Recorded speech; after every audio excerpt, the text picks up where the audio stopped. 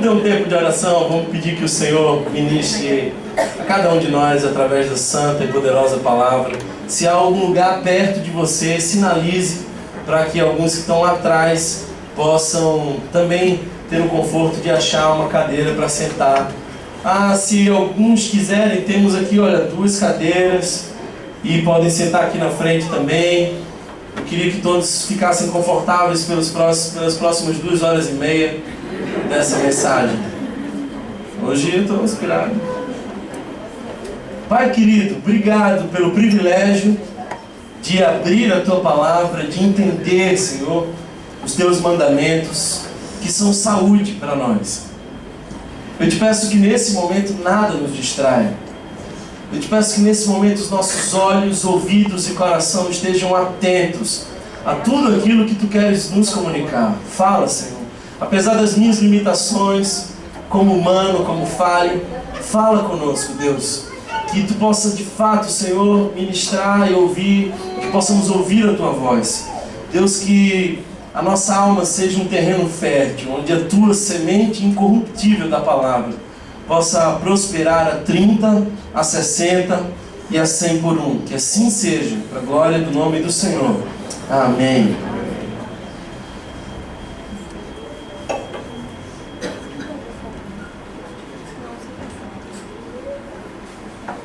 Amados irmãos, nós estamos falando nesses 3 domingos sobre ansiedade. Hoje é a nossa última mensagem da série. E, é claro, a sensação que eu tenho é de que faltou falar muita coisa sobre ansiedade. De modo que eu queria que você preparasse o seu coração e, se você pode, tome nota dessa mensagem, que certamente será preciosa para você e certamente vai servir para cada um de modo muito especial. Os estudiosos da psicologia dizem que atualmente existem 7 áreas onde as nossas preocupações... Vamos terminar, esperar o pessoal aí. Maravilha. Benção. Eu pedi para removerem isso, para o pessoal aqui do canto ver melhor, não é? Glória a Deus.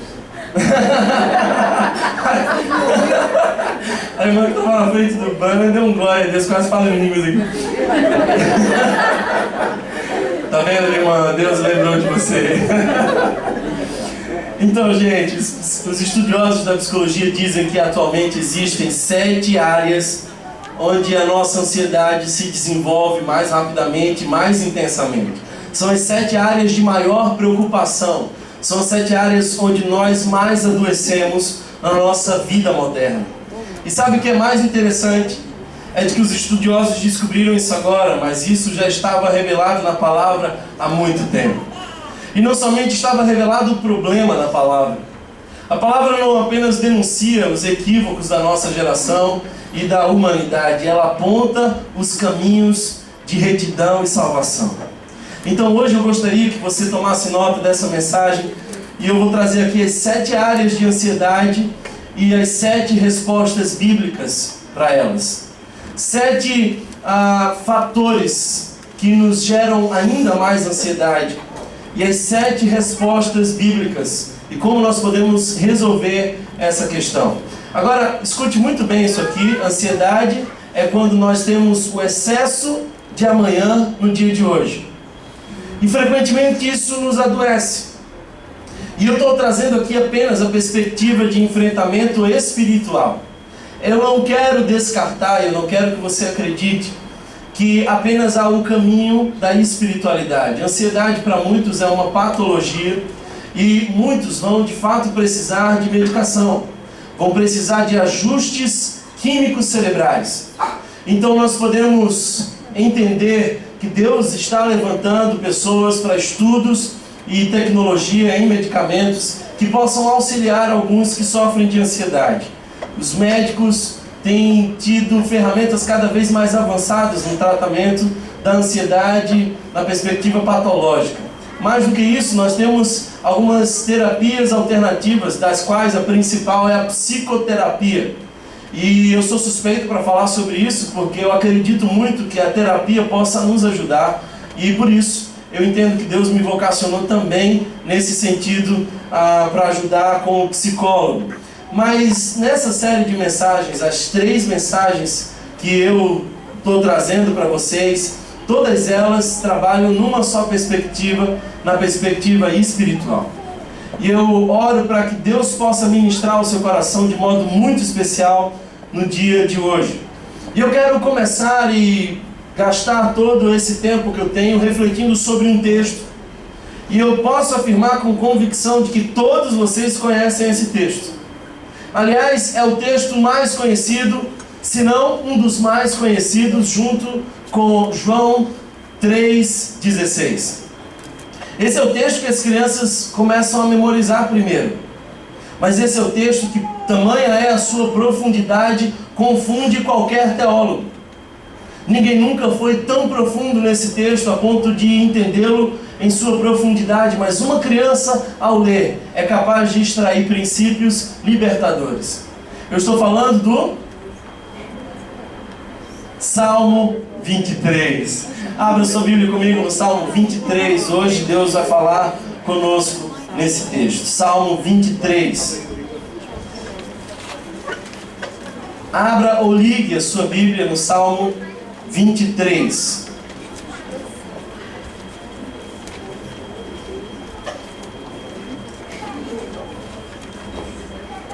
O Senhor é meu pastor. Eu estou lendo na versão NVI. O Senhor é meu pastor, de nada terei falta. Em verdes pastagens me faz repousar e me conduz a águas tranquilas. Restaura-me o vigor. Guia-me nas veredas da justiça por amor do seu nome. Mesmo quando eu andar por um vale de trevas e morte, não temerei perigo algum, pois tu estás comigo. A tua vara e o teu cajado me protegem. Preparas um banquete para mim à vista dos meus inimigos. Tu me honras, ungindo a minha cabeça com óleo e fazendo transbordar o meu cálice. Sei que a bondade e a fidelidade me acompanharão todos os dias da minha vida, e voltarei à casa do Senhor enquanto eu viver. Algumas versões nessa última parte dizem: habitarei na casa do Senhor para todo o sempre. Sabe, amados irmãos, o Salmo 23 nos fala sobre essas 7 áreas de ansiedade e as 7 respostas bíblicas para cada uma delas. E a primeira nada mais é do que a tão conhecida preocupação. Nós somos os seres da preocupação. É a necessidade de se antecipar a algum fato que não pode ser realizado ou resolvido no dia de hoje. Nós somos os seres da antecipação. E quase sempre estamos nos perguntando: será que vai faltar alguma coisa? Será que nós vamos ter a necessidade de alguma coisa? A ansiedade vem quando estamos buscando as demais coisas que supram a nossa vida. Sabe, Davi começa dizendo: o Senhor é meu pastor. Ele imprime as categorias da sua vida na relação com Deus. Ele era um bom pastor. Ele sabia o que era cuidar das ovelhas. E quando ele pensa num paradigma de cuidado, ele pensa em si e diz: o Senhor é o meu pastor. Essa é a experiência, é a relação com Deus. E ele segue dizendo: o Senhor é meu pastor, nada me faltará. Agora preste bem atenção, esse não é um texto que nos promete tudo. Infelizmente, para a tristeza de alguns, esse não é um texto que nos promete tudo. Nós podemos afirmar que Deus é o nosso pastor, não o nosso garçom. Ele não é o garçom das nossas necessidades existenciais, quase sempre desnecessárias. Ele cuida de nós, isso é verdade, mas sabe, amados irmãos, nós não podemos acreditar que Deus tem compromisso de nos dar tudo aquilo que nós queremos. E numa certa medida, a expressão nada nos faltará pode apontar para dias de bonança, mas também não faltará dias de tribulação. Nada me faltará, não faltará dias de sorriso, mas também não faltará dias de choro. O privilégio de andar com Deus não é a garantia de que nós vamos, de alguma forma, estar isentos das adversidades. É a convicção que surge em nosso coração e que nos faz dizer o que Paulo disse: posso todas as coisas naquele que me fortalece. Sei viver em qualquer situação. Sei viver no muito, mas sei viver no pouco. Sei estar num lugar onde há abundância, mas sei estar num lugar onde há escassez. Sabe, amados irmãos, nós precisamos entender um princípio aqui. O Senhor não nos dá tudo o que nós precisamos. Ele é tudo que nós precisamos. Isso faz toda a diferença. E então, nós podemos alcançar o sentido original no hebraico desse texto, que nos remete não a uma promessa de que tudo será suprido, mas que embora tudo falte, nada faz falta. Que Deus nos deu o privilégio de passar por momentos de falta e ainda assim glorificar alegremente o nome dEle. Infelizmente isso foi deturpado pela teologia da prosperidade. O que a teologia da prosperidade fez foi: olha, se Deus é o teu pastor, Ele vai te dar tudo. Mas a palavra diz: se Deus é o teu pastor, você já tem tudo o que você precisa. Ele é tudo para nós. E embora tudo falte, nada faz falta. Romanos capítulo 8, verso 32 diz: se Deus não poupou nem mesmo o seu próprio Filho, como não nos dará juntamente com Ele também todas as coisas? A segunda área onde a ansiedade se desenvolve, e aqui eu quero gastar um pouco mais de tempo, porque é uma parte importante de todas as nossas ansiedades, e eu ainda não toquei sobre isso nessa série. A segunda área onde nós desenvolvemos tanta ansiedade é o excesso de atividade. Nós somos super ocupados, super atarefados. Estamos correndo para um lado e para outro o tempo inteiro. Mas quando nós observamos o Salmo 23, nós vemos que Davi está dizendo: Ele me faz repousar. Ele me faz descansar. Sabe, amados irmãos, eu quero confessar algo para vocês. Essa semana eu recebi uma mensagem da minha esposa. Ainda bem que ela não está aqui, e eu só vou falar porque vai ficar entre nós. Mas essa semana ela me exortou. E ela me mandou uma mensagem na palavra. E como foi difícil ler aquilo. E ela me lembrou algo muito interessante. Ela lembrou para mim que eu estava quebrando um mandamento. O mandamento do descanso. Às vezes nós nos sentimos inclusive valorizados à medida que nós vamos trabalhando excessivamente. Mas eu estava pensando uma coisa. Nós somos os seres que mais falam das nossas obrigações. Eu frequentemente observo isso no consultório e vejo às vezes, no período de 1 hora, quantas vezes alguém diz: eu tenho que, eu tenho que, eu tenho que, e nós temos que tanta coisa. Eu estava pensando, Deus que nos criou, nos formou segundo o seu propósito, poderia ter nos criado sem dormir, sem a necessidade de ter que dormir. Olha só, 1/3 da nossa vida nós passamos dormindo. Será que foi falha na criação? Na verdade não, amados. Ele nos fez também para o descanso. Aliás, Ele descansou no 7º dia. E Ele não descansou porque estava cansado. Ele fez tudo com o poder da sua voz, da sua palavra. Ele descansou porque Ele nos traz um princípio. O sábado foi feito para o homem, não o sábado, dia literal, mas o dia do descanso. É um dos 10 mandamentos. Está no mesmo patamar que, por exemplo, cobiçar a mulher do próximo, ter outros deuses além do Senhor, não matar. Teu corpo vai sinalizar de uma forma ou de outra que você precisa parar. O que eu acho interessante é que o salmista Davi diz: Ele me faz repousar, Ele me faz descansar.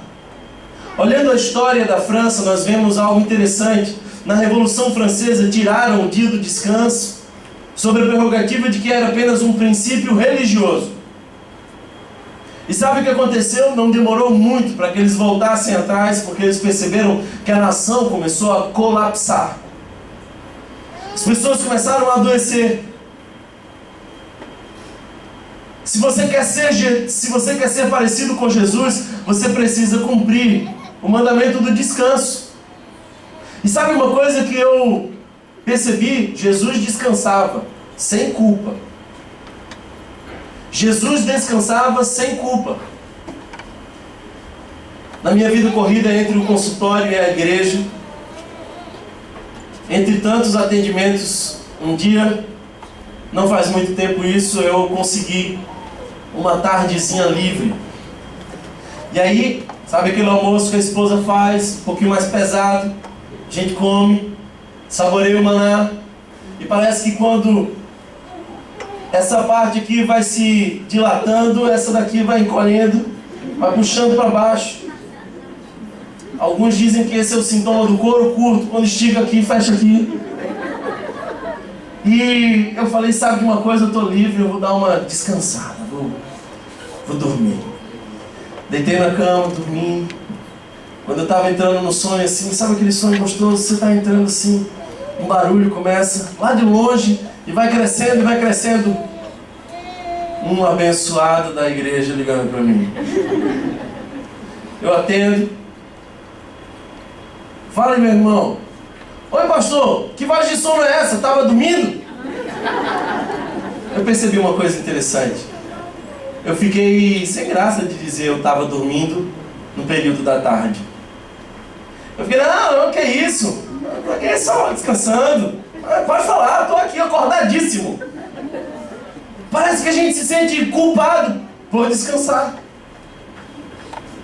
Uma vez um irmão ligou para um pastor e disse, olha, tentei ligar para você no dia de ontem várias vezes e não consegui, tentei encontrá-lo e não lhe achei.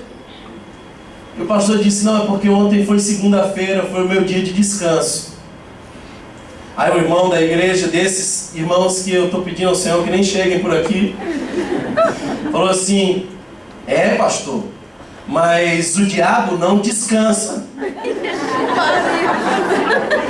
E o pastor sabiamente respondeu, e se eu não descansar, eu vou virar o diabo.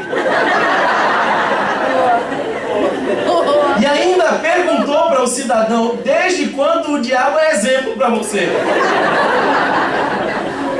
Nós somos discípulos daquele que descansou. Quem crê nisso? Amém. Glória a Deus. Acho que a gente vai ter que vender na lojinha umas passagens assim, uns passeios. Sabe, amados, o que eu faço no dia de descanso? Primeiro, descansar o corpo, recompor as energias, mas também refocar o espírito. É interessante que o Shabat, a parada obrigatória, ela não é apenas ócio, ela é adoração.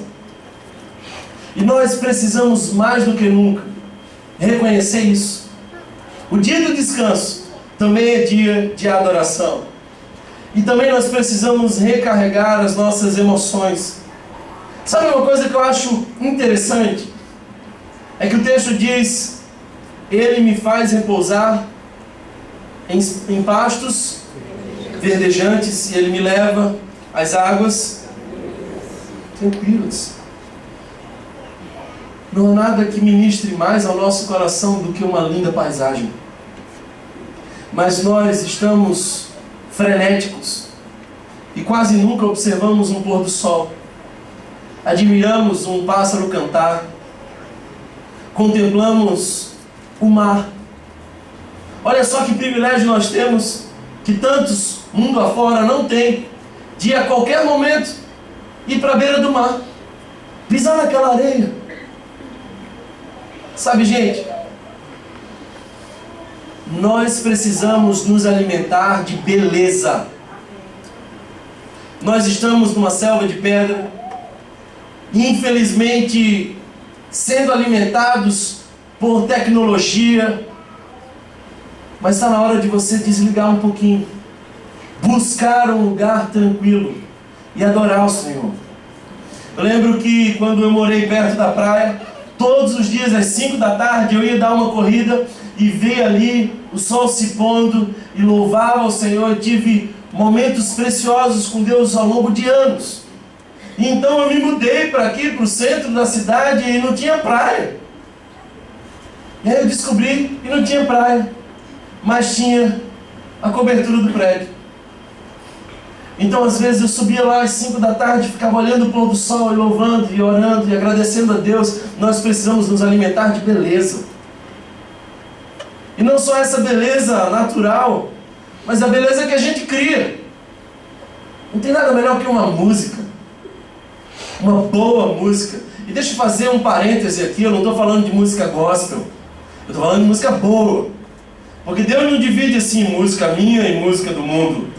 Deus divide música boa e música ruim. Aquilo que é bom, puro, santo, agradável, se há algum valor nisso, pensai. Frequentemente, ao som de uma canção, a nossa alma relaxa. Você precisa achar o seu lugar de descanso.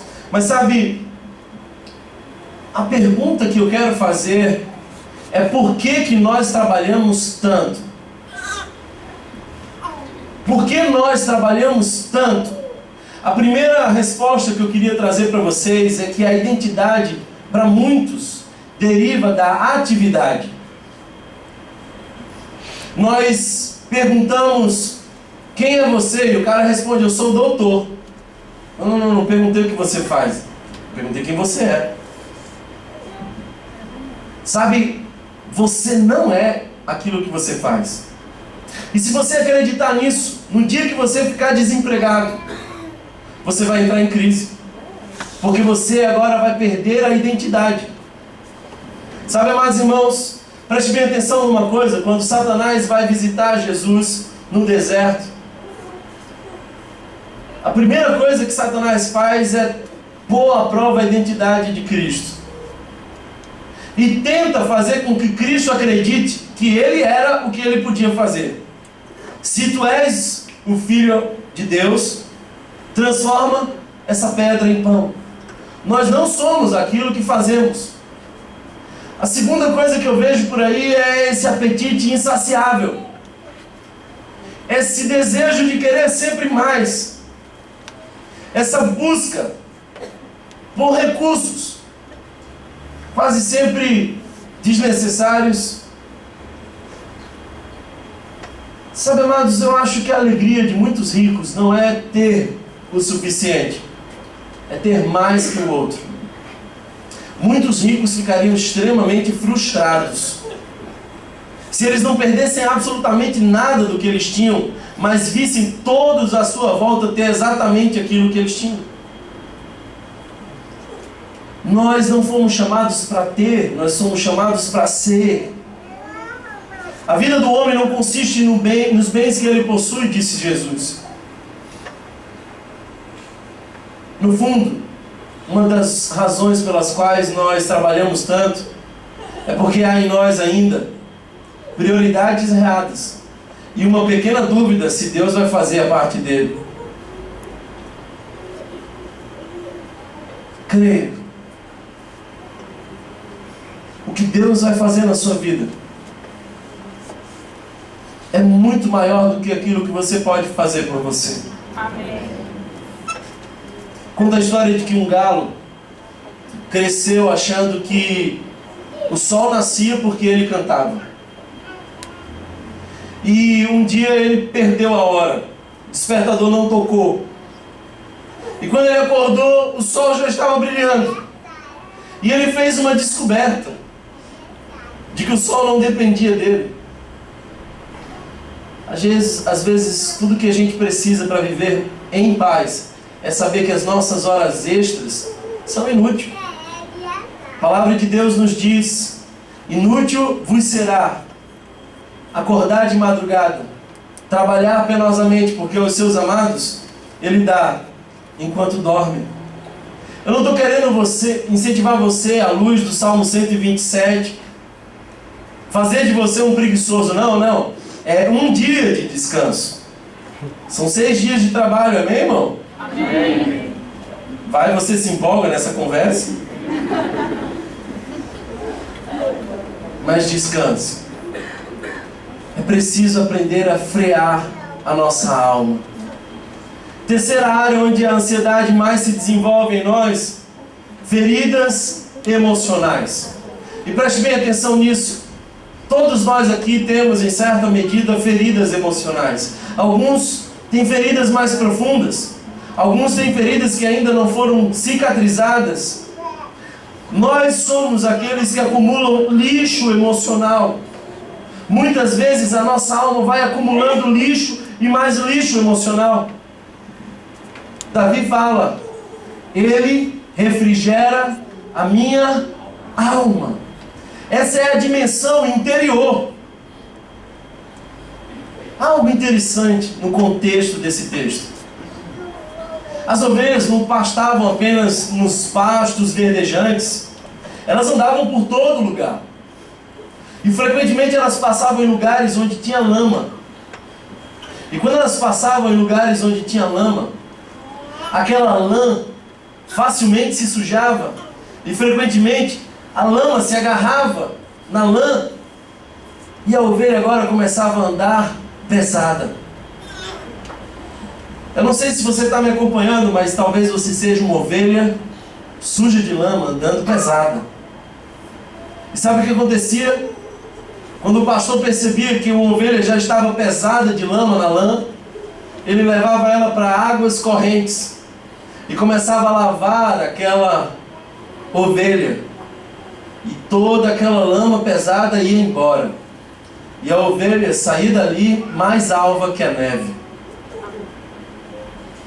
Deus pode fazer isso conosco. Muitas vezes vai se acumulando lama em nossa alma, lixo em nosso coração. Mas Deus é aquele que pode limpar o nosso ser.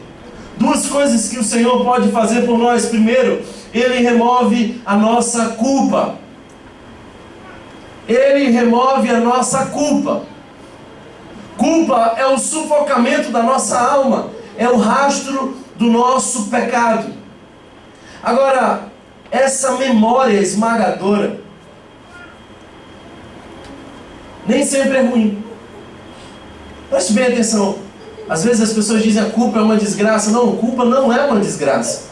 A desgraça é ter a culpa constantemente diante de você. Mas aqueles que não sentem culpas são psicopatas. Quem não percebe os seus erros e se arrepende por eles e sente o peso dos seus erros, está doente. O problema é que nós muitas vezes estamos carregando a lama da culpa que nos sufoca. Amados irmãos, o salmista dizia: o meu pecado está sempre diante de mim. Mas ele descobre o segredo. Ele descobre que quando ele confessou o seu pecado, as suas culpas se foram. Talvez você precise aprender o caminho da confissão. Ir na presença do Senhor. E quem sabe, se necessário, ir na presença de uma pessoa madura na fé. Não se resolve a culpa negando o erro. Aquilo que Deus chama de pecado sempre será pecado. Hoje uma pessoa, ao final do culto, chegou para mim e falou assim: olha, o que você acha do aborto? E eu disse: olha, o aborto é uma tragédia. Ah, mas em muitos países é liberado. Eu olhei para ele e falei assim: meu filho, o que você fez hoje aqui, em muitos países é proibido. Fazer um culto público ao Senhor em muitos países é passível de morte. Nem sempre o que a lei proíbe é pecado. E nem sempre o que a lei permite é permitido. O que Deus chamar de pecado, pecado será. E não se esconda num evangelho da graxa. Às vezes eu tenho receio de que as pessoas achem que porque nós somos uma igreja nova, uma luz diferente, um rock and roll no louvor, a gente não vai chamar de pecado o que aqui a palavra nos diz que é pecado. E se você está em pecado, hoje é o dia de você confessar diante do Senhor os seus erros e mudar a direção de sua história. Deus também limpa a sujeira da nossa alma quando Ele nos cura de nossa amargura.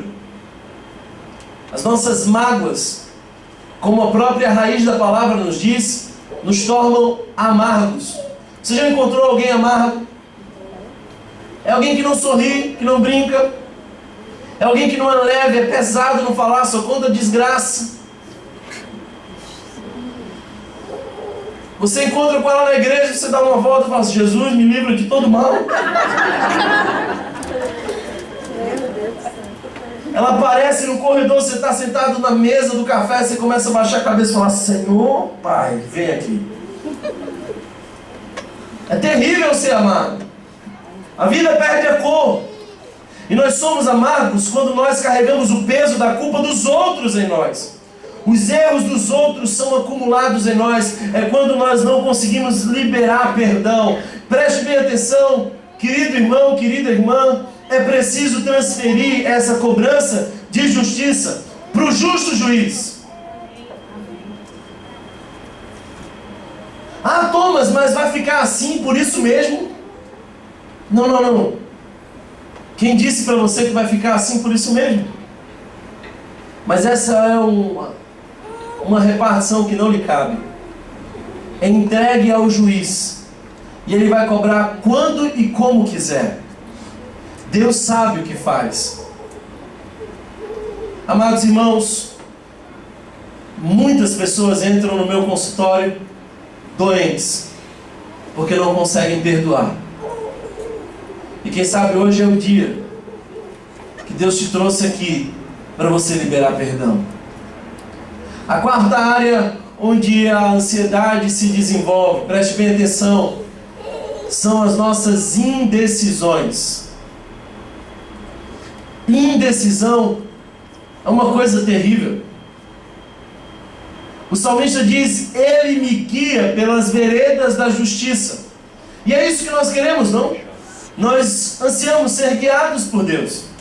Agora deixa eu dizer uma coisa, e talvez você diga que é heresia, e talvez seja heresia, mas eu acho que o povo mais indeciso é o tal do crente. Eita, povo indeciso. Vai para um lado, qual é a vontade de Deus, vai para o outro, qual é a vontade de Deus, qual é a vontade de Deus. Aí marca um gabinete pastoral. O que eu posso ajudar você, minha irmã? Não, eu quero saber a vontade de Deus. Olho para ela e falo assim: então pergunta para Deus. Porque a vontade de Deus é a vontade de Deus, não é a minha. Nós queremos ser guiados por Deus. Aliás, as escolhas são importantes para nós. Nós fazemos as nossas escolhas e as escolhas nos fazem. Às vezes as pessoas perguntam para mim por que é tão difícil entender a vontade de Deus. Na nossa cabeça funciona da seguinte forma: existem 3 tipos de vontade de Deus. Se você puder, preste bem atenção nisso. A primeira vontade de Deus é a vontade soberana. Ele faz o que quer, quando quer, a hora que quer, da forma que quer. Eu achei que alguém fosse dar um glória a Deus. O profeta diz: agindo Deus, quem impedirá? Em Apocalipse diz que ele tem as chaves. Quando ele abre, ninguém fecha. Quando ele fecha, ninguém abre. Sabe qual foi o ápice da vontade soberana de Deus? A cruz. A cruz não foi um acidente. Jesus não veio para sentar no trono e infelizmente os religiosos pegaram ele desprevenido, botaram na cruz e ele morreu. Ele disse: ninguém toma a minha vida, eu a dou. Ele veio para a cruz, era a missão dele, é vontade soberana de Deus. Paulo cai do cavalo, meio cego, meio tonto, e não começa em Paulo uma crise: qual é a vontade de Deus para a minha vida agora? Não. Vontade soberana de Deus. E a Bíblia diz que Paulo foi escolhido desde o ventre para o apostolado.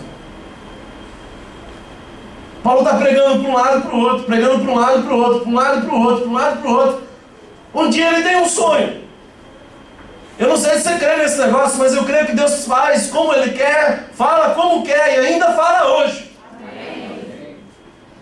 Ele tem um sonho. Um varão dizendo: passa a Macedônia e ajuda-nos. Vontade soberana de Deus, muito clara. Vai acontecer. Agora, a segunda vontade de Deus é a vontade moral. Também está clara. Quer conhecer a vontade de Deus? Conheça a palavra de Deus. Está aqui revelada. Aí às vezes a pessoa vem para mim e me pergunta: olha, pastor, é que meu marido assim, um traste, um miserável, um desgraçado. E lá no trabalho apareceu um irmão assim, está me tratando tão bem. Assim, eu estou pensando, sabe, em terminar meu casamento. O que o senhor acha?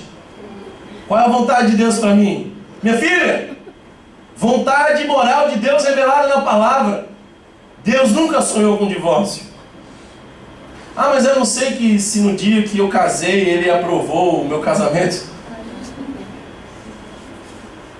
Deus tem a sua vontade moral revelada nas Escrituras.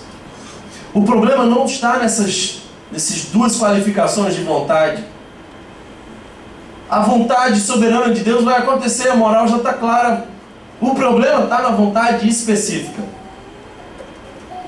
Quando a gente quer saber a vontade específica, aí a coisa começa a ficar mais complicada. Qual é o emprego que eu devo escolher? Com quem eu devo me casar? Qual o curso que eu ponho no vestibular? Qual é o carro que eu vou comprar? Um Uno ou um Corolla? Aí você começa a orar, dizendo: Senhor, me revela, Pai, é um Uno ou um Corolla? Imagina só Deus levantando do trono, mais alto e sublime, olhando para você, falando assim: é um Corolla, meu filho. Você acha mesmo? Se bem que eu queria comprar um Corolla. Aí aparece o estresse. Se você não está ouvindo nada até agora, ouça isso: a vontade de Deus deve ser o seu desejo, não a sua neurose. E Deus é Pai. E mais do que ficar fazendo as escolhazinhas para você, Ele quer te ensinar a escolher. Imagina Samuel com 20 anos me ligando: pai, não sei que camisa que eu boto, a branca ou a verde. Carinhosamente eu ia dizer para ele assim: te vira, caba. Porque eu creio que a formação que ele teve ensinou ele a fazer escolhas. Me perdoe se eu estou frustrando demais você, mas eu acho que Deus não vai pegar um homem assim, lá do Polo Norte, trazer para você e falar assim: esse é o teu, minha filha, vai, casa.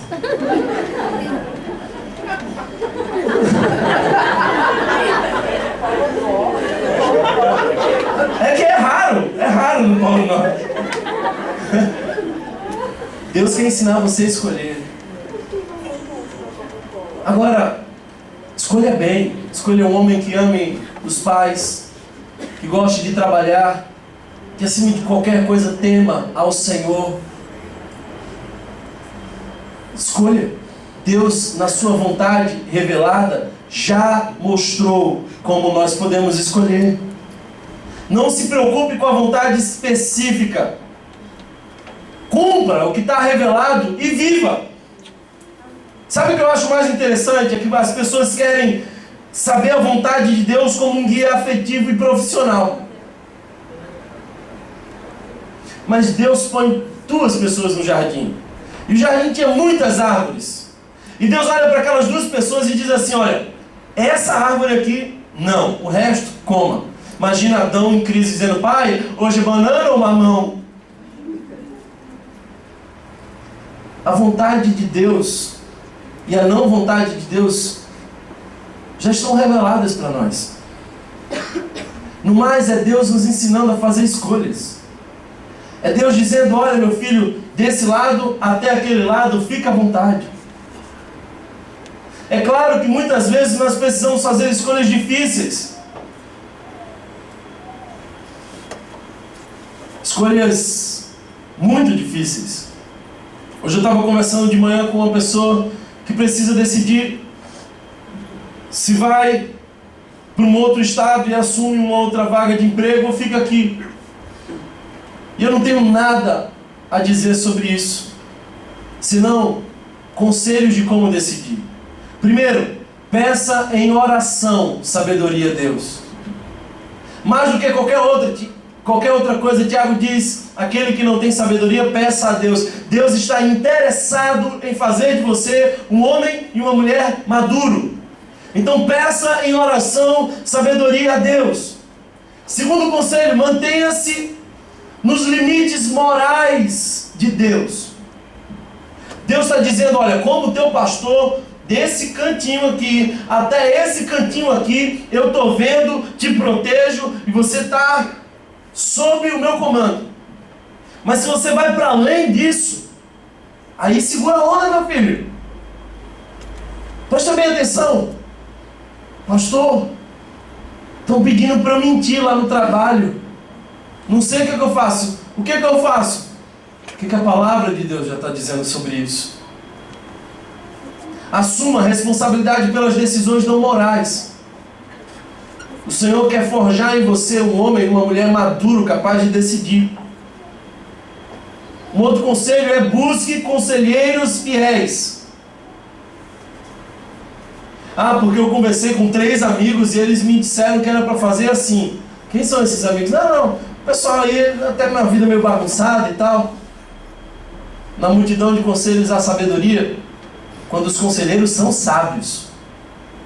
Mas quem ouve os tolos caminha para o precipício. Alguém recebe essa palavra aqui hoje? Amém. Por último, avalie a sua motivação. O que é que vai motivar você a tomar essa decisão? Pastor, estou pensando em sair da Igreja Rio. Amém, irmã. Por que você está saindo?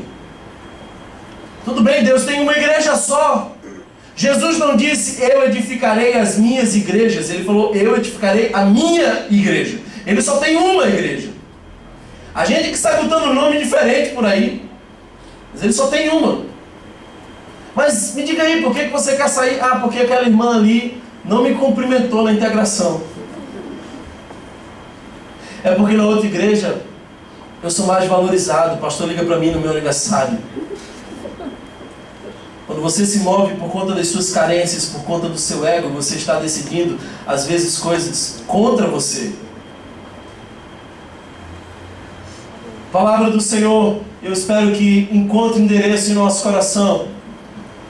Quinta área onde a ansiedade se desenvolve: experiências limítrofes, tragédias, situações delicadas, é o vale da sombra da morte.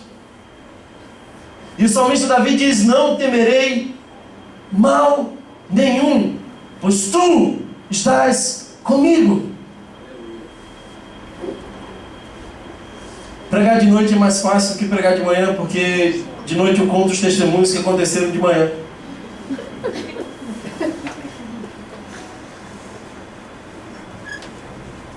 Leia a palavra e você vai ver que não há nenhum só versículo que diz: não se entristeça, meu filho. Não há um só versículo que diz: não chore, meu filho.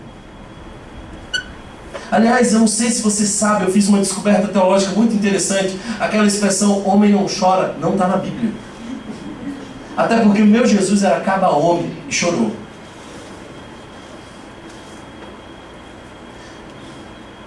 A Bíblia não nos diz para não nos entristecer, mas a Bíblia nos diz 365 vezes: não temas. Não temas. Sabe por quê? Porque o medo nos paralisa. O medo nos impede de conquistar aquilo que facilmente alcançaríamos se não fosse o medo de tentar. Não temas. 365 vezes, um dia após outro, Deus diz para você: não temas. E quase sempre essa expressão vem acompanhada da outra: eu sou contigo. É a presença do Emanuel que faz toda a diferença. Mas todos nós vamos passar pelos vales. Ainda que eu passe pelo vale da sombra da morte, não temerei mal nenhum, porque tu estás comigo. A tua vara e o teu cajado me consolam. 5 verdades sobre o vale. Primeira, são inevitáveis. Vão acontecer. Jesus disse: no mundo tereis aflições, mas tende bom ânimo. Eu venci o mundo. No mundo houve uma pessoa sem pecado, mas nunca houve uma só pessoa sem sofrimento. Os vales vão acontecer. Segundo, são imprevisíveis. Você não tem como prever um vale. O vale chega e surpreende. Quando você menos espera, bate à sua porta o sofrimento. A dor te cumprimenta. Terceira coisa que eu queria dizer para vocês é que os vales são para todos. O rico e o pobre. O iletrado e o culto. O crente e o ateu. Todos vão viver no vale. Agora, eu tenho uma outra característica que vai animar você. E eu acho que depois que eu falar isso, você vai glorificar o Senhor. O vale é temporário. A palavra de Deus diz que o choro pode durar uma noite. A Bíblia não está dizendo que você não vai chorar. A Bíblia está dizendo que o choro vai durar uma noite, mas a alegria vem pelo amanhã. E eu creio que o sol da justiça está se erguendo sobre a sua vida hoje. Todo mundo passa pelo vale, mas nós podemos ter a convicção de que o vale é temporário. E por último, sabe, Deus não nos põe no vale sem um propósito. Uma das expressões mais lindas que nós temos no Novo Testamento é: a tribulação produz. A tribulação produz. Preste bem atenção no que eu vou dizer agora. Deus não vai nos livrar das covas dos leões, mas nos livra na cova dos leões. Sadraque, Mesaque e Abednego foram atados, pés e mãos, e lançados no fogo, na fornalha. Sabe o que é mais interessante? Homens fiéis, dentro da fornalha. E eles não tinham a convicção de que seriam livrados daquilo. Eles disseram: se Deus quiser livrar, se não quiser, é no fogo que a gente morre dando glória. São lançados atados. Mas o mais interessante disso tudo é de que, quando nós lemos o texto, os homens andavam, passeavam livremente, não tinha mais atadura, não tinha mais corrente, porque o fogo que Deus permite em nossa vida não é para nos consumir, mas é para nos libertar. E sabe o que é mais lindo nesse texto? Eles estavam passeando na fornalha, mas não passeavam sozinhos. O quarto homem da fornalha estava com eles e está conosco nos nossos vales. E é por isso que nós não tememos, porque nós não estamos sozinhos. Amados irmãos,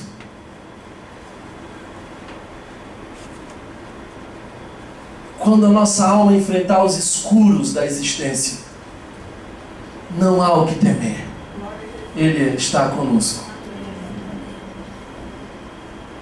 Às vezes as pessoas ficam com medo da morte. A morte não mata. O problema da morte é a antessala, é a sombra.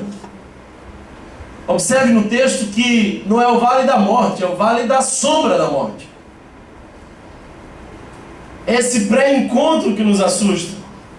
Mas se nós estamos com o Senhor, a vara e o cajado, o instrumento que usa para proteger as ovelhas e o instrumento que se usa para espantar os lobos, nos consolam. E eu quero orar por você, para que o Senhor console o teu coração, assim como tem consolado os nossos. Sexta área, eu quero caminhar para o final. Sexta área onde a ansiedade se desenvolve em nós e nos destrói tão intensamente, são nas relações danificadas. Os nossos inimigos. E é por isso que o cenário muda e o vale da sombra da morte se transforma em banquete. E Davi diz: preparas-me uma mesa na presença dos meus inimigos. Agora deixa eu dizer uma coisa para você. São seus inimigos porque se fizeram teus inimigos. Porque quem tem o Senhor como pastor não tem energia, tempo para fazer inimizades.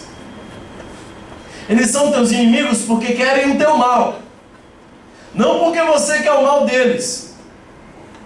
Ou será que você acha que num dia do banquete preparado por Deus, na presença dos inimigos, a música de fundo era: quem me viu passar na prova e não me ajudou, quando me vê na bênção vai se arrepender.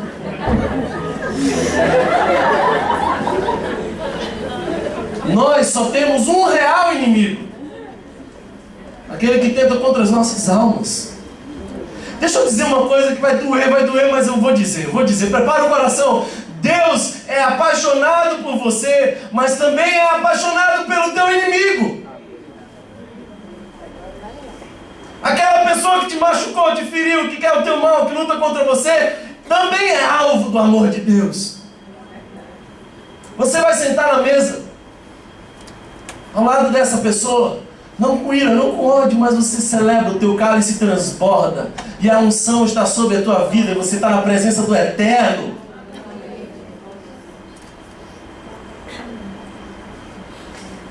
Uma das causas de ansiedade é conflito relacional. Toda relação humana é potencialmente conflituosa. Se eu consigo me desentender com a mulher mais linda desse mundo, que é a minha esposa, por sinal, imagina com você, meu irmão. Nós nos ferimos, nos machucamos. E lamentavelmente alguém machucado na infância é provavelmente alguém que vai machucar muita gente na sua adultez. Alguém abusado na infância é alguém que vai abusar muito provavelmente. Alguém oprimido na infância pode tornar-se um opressor. E é por isso que Ele sara as nossas feridas, para mudar a nossa rota. Mas uma das coisas que mais dói é ver a oposição entre aqueles que nós amamos. Julgamentos, críticas. Quando vem de aqueles que nós amamos, é mais difícil ainda. A Bíblia diz que Satanás é o acusador. Ele é o responsável por acusar, por julgar, por colocar o dedo, por criticar. Ele é expert nesse assunto. Mas às vezes eu vejo na igreja que ele pode tirar umas férias, porque já tem muita gente fazendo o papel dele. Já tem gente fazendo o trabalho que ele faz. Quando uma crítica vem daqueles que nos amam, dói, machuca, fere. Mas sabe de uma coisa? Eu tenho uma palavra de Deus para você. Não se defenda. Deixe que o Senhor seja o teu defensor. Amém. Uma das músicas que eu aprendi na FUNASE, e hoje foi lindo, porque 2 jovens da FUNASE, que nós durante anos cuidamos, hoje estavam aqui assistindo o culto conosco na parte da manhã. E eu aprendi com eles uma canção. Eu não vou dizer que a gente tem que tocar essa canção na Rio Band, mas alguns aqui gostam dessa canção. Diz assim: meu advogado é o meu Senhor, Ele me defende do acusador, minha causa entreguei em suas mãos, posso descansar no meu coração. eu acho que vocês estão bem peteca, né? É verdade. A minha causa entreguei em suas mãos e eu posso descansar de todo o coração. Ele é o meu defensor. Quando nós somos atacados, queremos contra-atacar, mas somos mais parecidos com Cristo quando nos recusamos a nos defender. Sabe de uma coisa? Jesus foi acusado de ser herege. Jesus foi acusado de ser filho do diabo. Jesus foi acusado de ser glutão, de ser pecador, de ser um sabotador político. Mas diante de Pilatos e de todas essas acusações, Pilatos olha para Jesus e fala: é verdade. E a palavra de Deus diz que ele se calmou.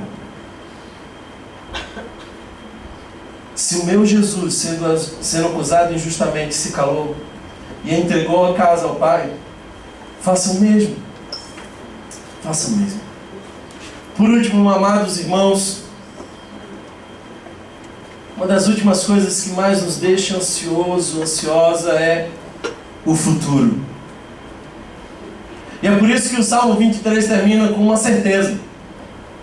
Preste bem atenção, porque o texto diz assim: certamente, bondade e misericórdia me todos os dias da minha vida.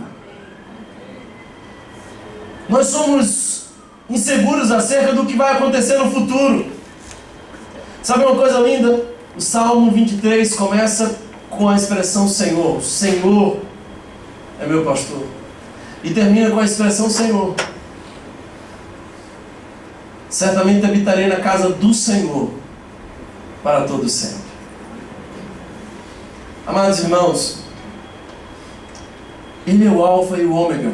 Ele é o princípio e o fim. Ele estava no nosso primeiro dia de vida e será o companheiro no último suspiro. Amém. E deixa eu dizer uma coisa para você: a morte não mata. Porque quando nós fechamos os nossos olhos aqui na terra, abrimos os nossos olhos lá no céu. Muita gente teme o futuro, mas eu quero dar aqui 3 razões para você não temer o futuro. A primeira razão para você não temer o futuro é que a bondade de Deus está sempre nos cuidando. Deus nunca se distrai. Preste atenção. Às vezes você está concentrado no culto, ambiente espiritual, o diabo te manda um WhatsApp. Vibrou. O cão começa a tentar, dizendo: você não vai ler não? Quem está rindo está se identificando, né? Se você riu agora, se identificou com o negócio. Aí você vai, responde rapidinho. Teu rapidinho durou 3 minutos. Quando você volta para a pregação, o pastor que estava no ponto 5 foi para o ponto 7. Aí você olha para o pastor e fala assim: ixi, ele esqueceu o 6. Pulou um ponto. Você se distrai e eu me distraio. Mas o Senhor não se distrai. A Bíblia diz que Ele não dormita. A Bíblia diz que Ele não pisca os seus olhos. Nenhum segundo da tua existência passou despercebido ao Senhor. Certamente bondade e misericórdia me seguirão todos os dias, todos os momentos, todos os segundos. Ele é contigo por onde quer que andares. Deus nunca se distrai, Ele nunca perde um lance. Ele sabe o que você está passando, o que está enfrentando. Ele conhece as tuas lutas, conhece as tuas tentações. E eu posso afirmar para você que tudo coopera para o bem daqueles que amam a Deus. Segunda razão pela qual você não deveria temer o futuro é porque a misericórdia de Deus trabalha em nós e se renova a cada dia. O texto diz bondade e misericórdia. Deixa-me dizer para você, bondade é quando Deus te dá aquilo que você não merece. Misericórdia é quando Deus não te dá aquilo que você merece. Vou repetir, bondade é quando você recebe da parte de Deus aquilo que você não merecia.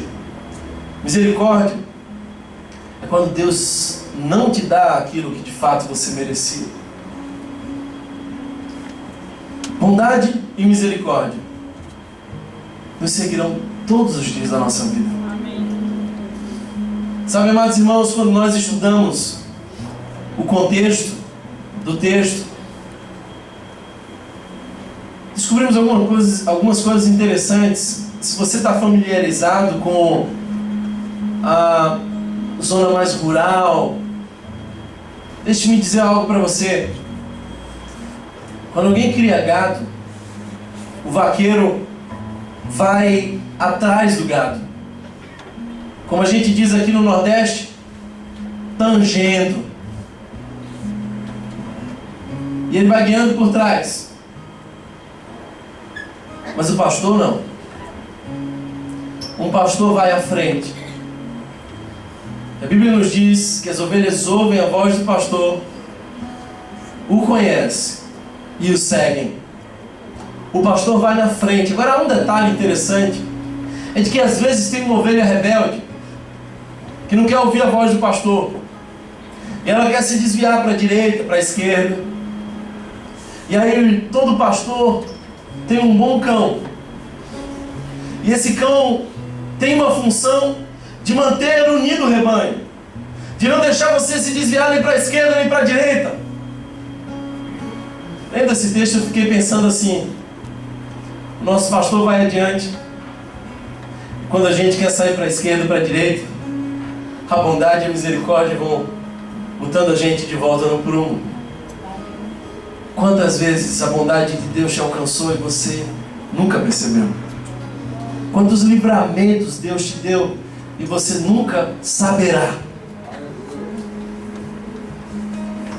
Por último, a última razão para nós não temermos o futuro é porque a glória de Deus está nos esperando na eternidade.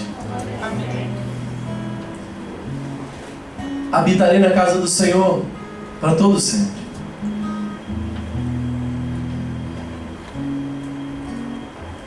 Amados irmãos, essa semana foi uma semana onde eu tive que fazer um funeral de um pai de um nosso irmão querido aqui na nossa igreja.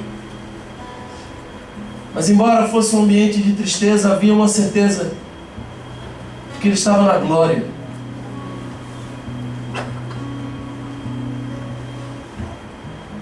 Eu fico imaginando a glória.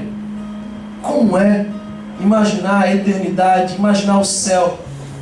É mais ou menos como um cachorro tentar entender a internet. A proporção do cachorro entender a internet eu acho que ainda é menor do que nós entendemos a glória.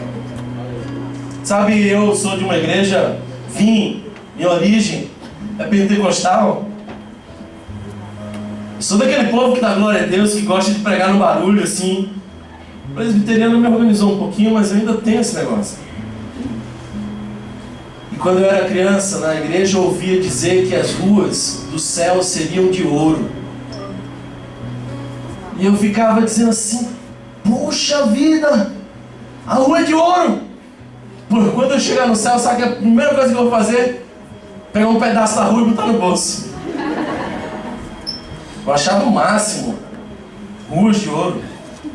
Sabe o que eu descobri? É de que aquilo pelo que se mata e morre no mundo, lá virou asfalto, não tem valor nenhum. Aí eu fiquei imaginando, então o que nos resta é de que não haverá mais lágrimas, Ah, vai ser muito bom não chorar. Quer dizer, eu acho que vai chorar. Thomas, capítulo 4, verso 3, diz: vai chorar, mas não de tristeza.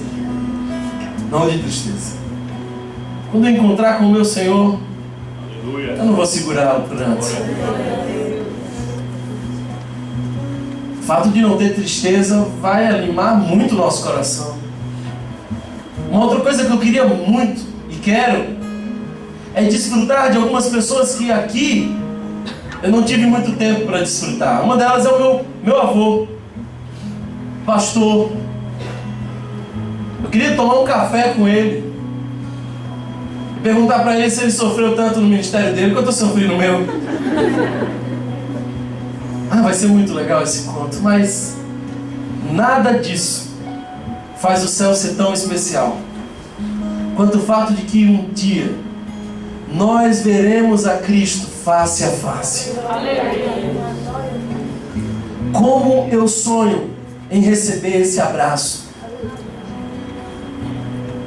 Como vai ser bom poder sentir o perfume de Cristo. E ao olhar as suas mãos furadas, enxergar nelas o meu nome e o teu nome. Porque Ele nos amou tão profundamente. Por que andar ansioso se eu tenho a certeza do meu futuro? Por que andar com medo?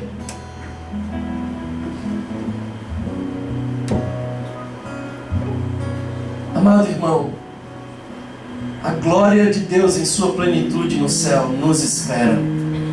Nós não somos daqui, somos de lá.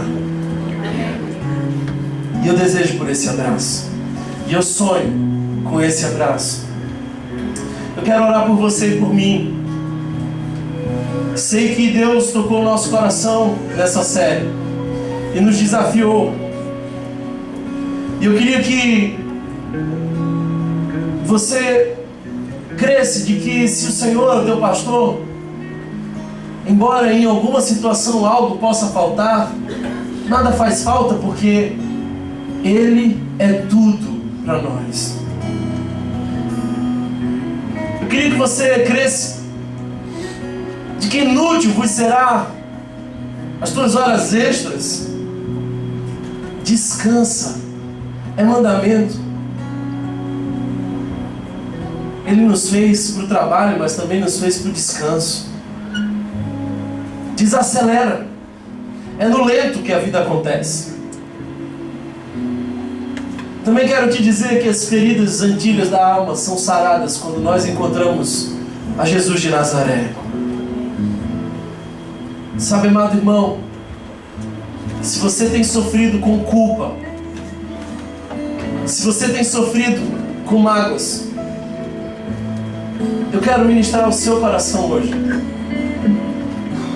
E hoje é o dia que essa ovelha pesada de tanta lama vai ser lavada no sangue do Cordeiro e vai sair mais alva que a neve. E nas experiências limítrofes, quando o medo bater a nossa porta, quando o sofrimento nos chegar, as tragédias nos assaltarem, é lícito chorar, é lícito sofrer, mas não tema. Sabe por quê? Porque nesse vale, e todos nós passamos por ele, você não está sozinho. E Deus tem um propósito em todos os vales da nossa vida. Não temas, eu sou contigo. Não te assombres, eu sou teu Deus, diz o Senhor dos Exércitos. Quando você estiver enfrentando situações de acusação, de oposição, quando as pessoas te julgarem mal ou se levantarem contra você como inimigos, creia no seu advogado. E o teu silêncio vai representar confiança de que Ele está na tua causa. Sabe o que é mais interessante? O cálice transborda, a alegria transborda, e o óleo da unção e o óleo da honra estará na tua cabeça. Quando você temer o futuro, saiba que a bondade e a misericórdia te perseguem, não te deixando se afastar do rebanho. E mora em nós a certeza de que não termina aqui. Estamos indo para a glória. Há uma morada de Deus preparada para nós. E esse abraço é o que eu mais desejo. Está na hora, irmãos, de a gente conhecer não apenas o salmo do pastor. Está na hora de a gente conhecer o pastor do salmo. Porque você pode ter decorado o Salmo 23, mas não te serve se você não conhecer o pastor do Salmo 23. E hoje ele te convida para o descanso. E nas tuas indecisões, ele te guiará. Creia nisso. Quero convidar você a ficar de pé nesse momento. Nós vamos orar ao Senhor.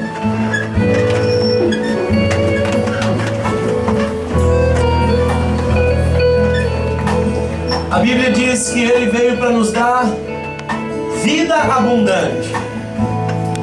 Não é só vida eterna lá na glória, é vida abundante aqui.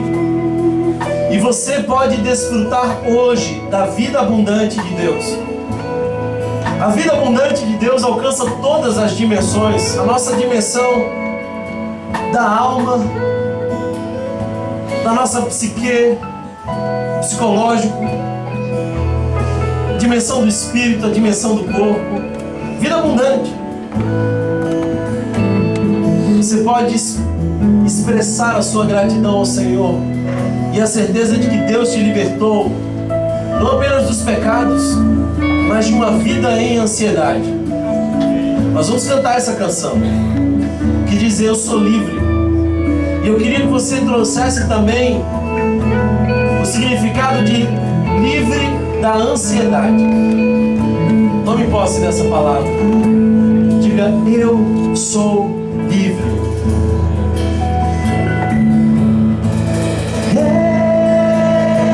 Eu sou livre.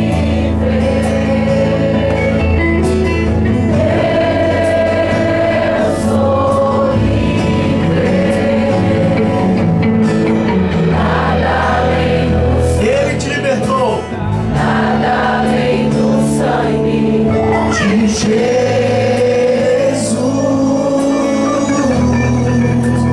Eu sou livre.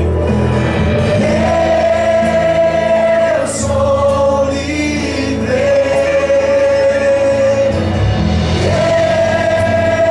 Eu sou livre. Nada além do sangue. Nada além do sangue de Jesus.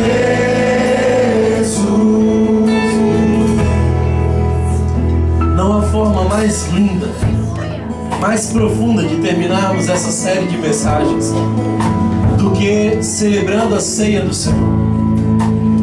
Jesus pregou muito mais em volta da mesa do que atrás de um púlpito.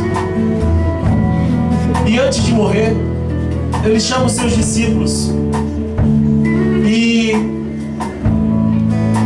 faz um memorial do sacrifício. Esse pão e esse vinho é uma maquete da graça de Deus. Nós vamos celebrar a ceia do Senhor, que aponta para o sacrifício de Cristo Jesus na cruz do Calvário. Nós somos livres não porque conseguimos nos desatar dos nós da vida.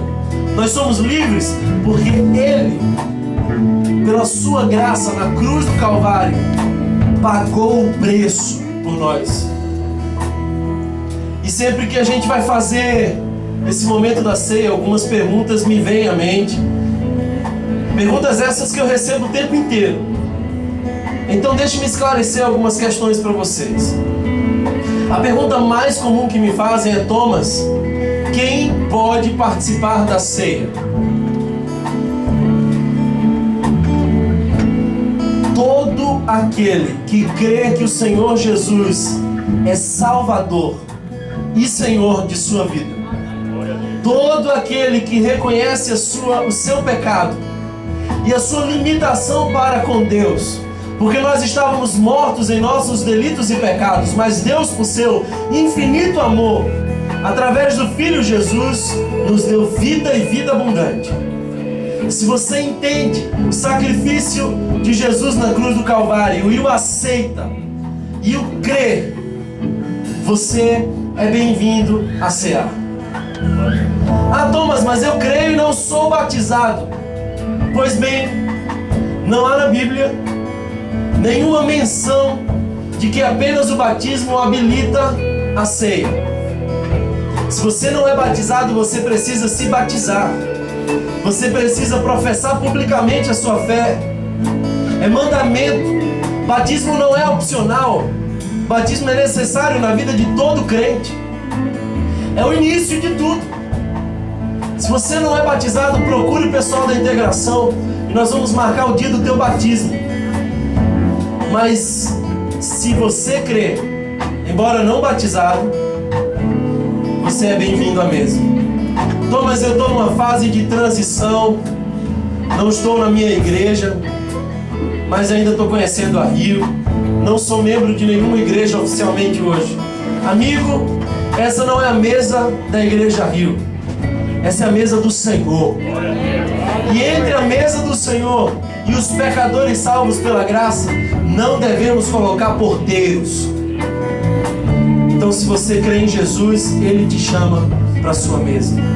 Agora, não faça isso como um rito religioso. Isso não é um lanchinho eucarístico. Não é um rito daqueles que brincam de religião. Paulo diz que isso é tão sério, mas tão sério, que aqueles que fazem sem discernir o corpo, comem e bebem juízo para si. Mas de que corpo é esse que Paulo está falando? Você pode enxergar nas duas perspectivas. Primeiro, o corpo de Cristo, que foi perdido por nós. Mas também o corpo de Cristo, que somos nós. Porque nós, embora muitos, somos um só corpo. Se você crê nisso, eu quero convidar você a, em ato de reverência e profundo quebrantamento, colocar-se diante do Senhor e se arrepender dos seus pecados. E eu oro para que o Senhor nos batize de arrependimento. Não se aproxime da mesa com o seu cinismo espiritual. Os teus pecados ofendem ao Deus que é santo, santo, santo. Mas eu tenho uma boa nova para mim e para você. Ele é tão santo que pode nos santificar de todo pecado e nos lavar de toda impureza. Se confessarmos ao Senhor, os nossos pecados são perdoados. Então, enquanto nós cantamos essa canção que fala daquele que venceu a morte, nós vamos tomar o pão e o vinho. E eu quero pedir que você espere até que todos sejam servidos. Vamos terminar essa série de mensagens lembrando do pão da vida, do Cordeiro de Deus.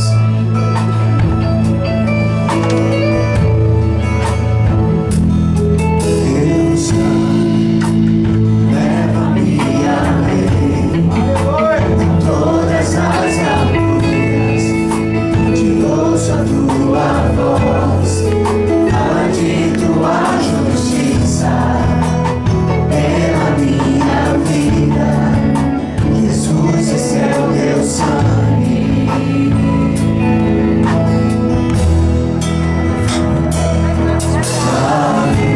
luz, mostra a tua graça. A cruz fala do amor do Pai.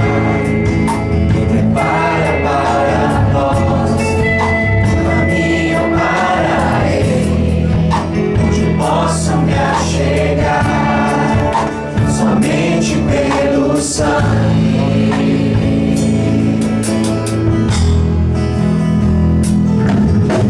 Que nos lava dos pecados, que nos traz restauração.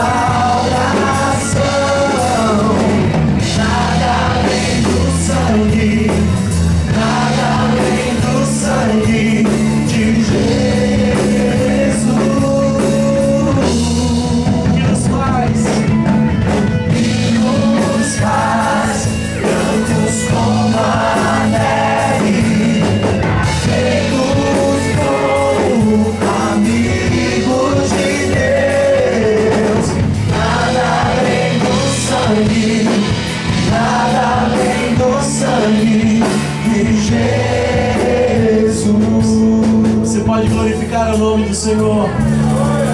Abra sua boca e dê ao Senhor toda a honra, toda a glória e todo o louvor. Exalte a Ele na beleza da santidade, porque Ele é santo, santo, santo. Ele é o Cordeiro de Deus que tira o pecado do mundo.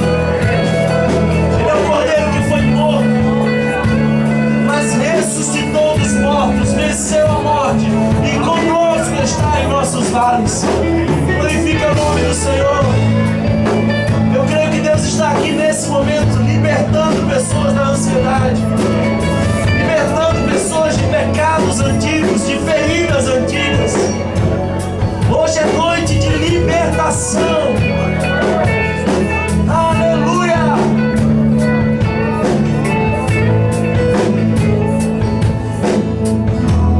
Diga assim: eu sou livre. Eu sou livre. Eu sou livre. Nada além do sangue, não. Nada além do sangue de Jesus.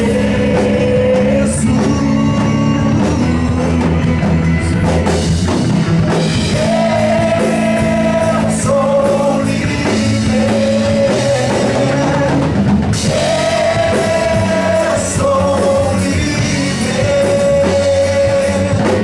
Nada além do sangue, nada além do sangue de Jesus.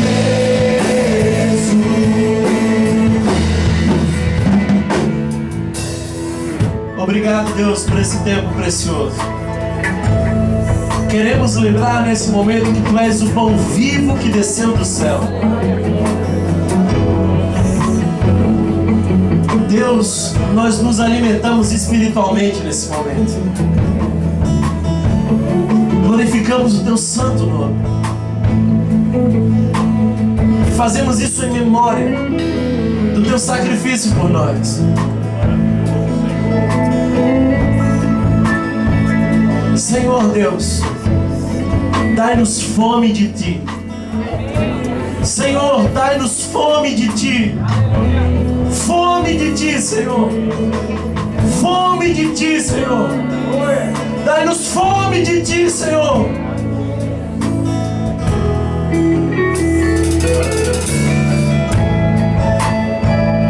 Lembrando, aquele que foi esmagado por nós, assim como o trigo é esmagado até virar pão, Jesus foi esmagado até nossa salvação. Nos arrependemos de nossos pecados e confessamos mais uma vez Cristo como Senhor e Salvador de nossa vida.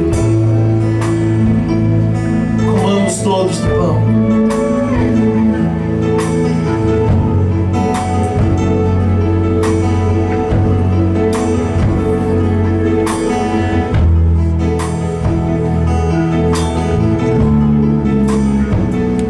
Glória a Deus. Aleluia. Glória a Deus.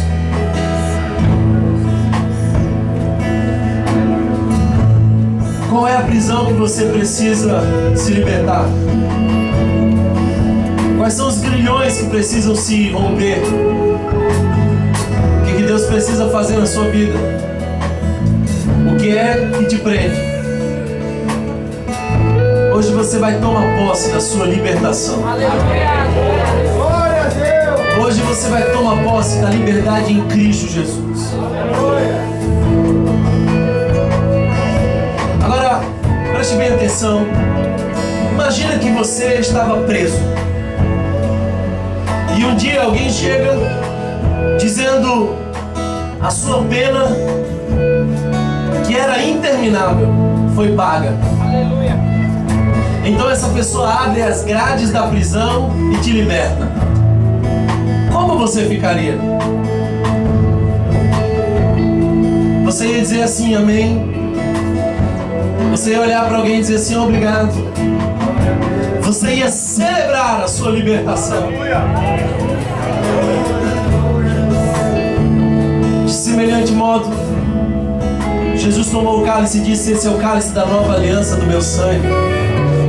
Sabe, quando ele fala da nova aliança do sangue dele, é de que a primeira aliança foi desfeita pelo pecado. Então Deus assumiu todas as partes desse contrato. Ele amou e Ele se sacrificou.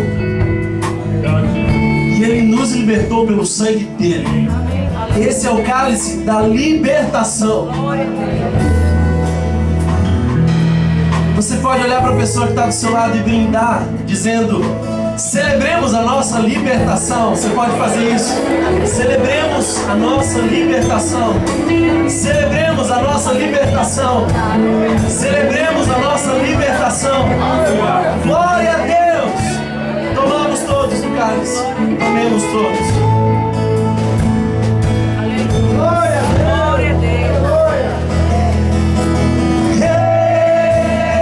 Eu sou livre.